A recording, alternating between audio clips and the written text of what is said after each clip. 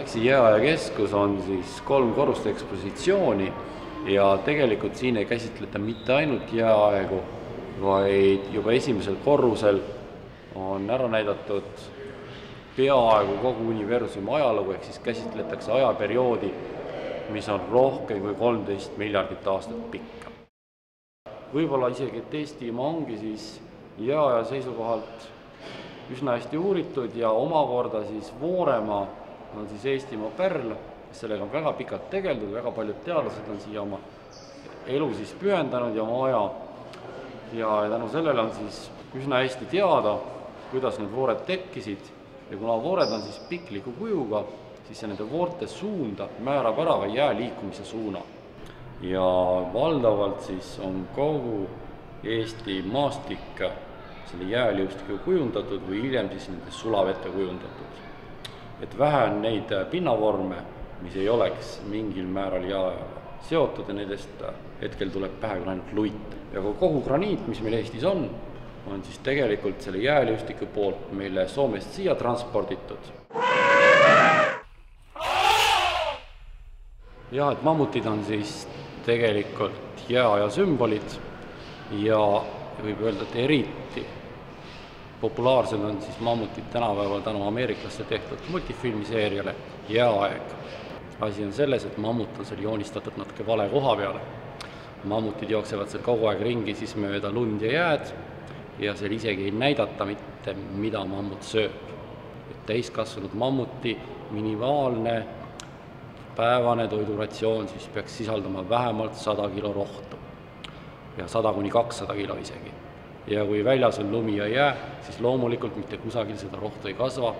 Et tegelikult mammutid liustikuga päris seotud ei ole. Et pigem nad ikkagi elasid sealpool, kus siis liustikku ei olnud ja viimasel jääajal oli seda ruumi Euroopas ikka väga palju. Tallinna Ülikooli teadlased siis uurides Eestist leitud mammutite hambaid tegid kindlaks, et need konkreetsed hambad siis kuulusid mammutile, kes jooksis siin ringi kõigest 11 000 aastat tagasi, ehk siis juba pärast viimast jääaega.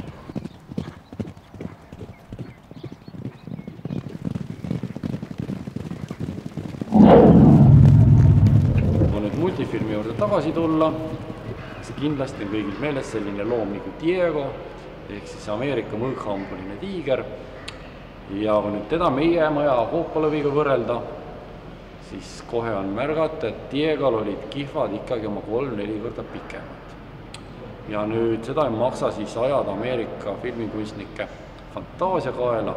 Lihtsalt Ameerikas tol ajal siis elaski vähemalt 3 liiki suuri kastlasi, kelle kihvade pikkus küündis sinna 15 cm kanti.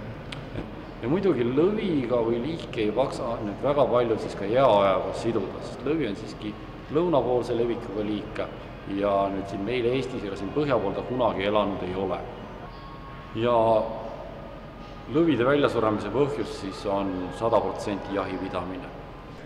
Ja jääajakeskuse 3. korrus vaatab tulevikku. Ja tulevikku siis selle suunaga, et see tulevik oleks pikem ja tulevik oleks õnnelikum. Ja et me tulevikus siis, et meie järeltulejatel tulevikus oleks ka mida nautida seda, mida meie tänapäeval näeme. Et ehk siis me elaksime targemalt ja jätaksime midagi järeltulevatele põlvedele alles. Ja tänapäeval peetaks siis tuleviku kõige suuremaks ohustajaks kliima soojenemist. Ja jääkaru on siis selline loom, selline imetaja, kes on siis hästi otseselt seotud kliima soojenemise mõjudega.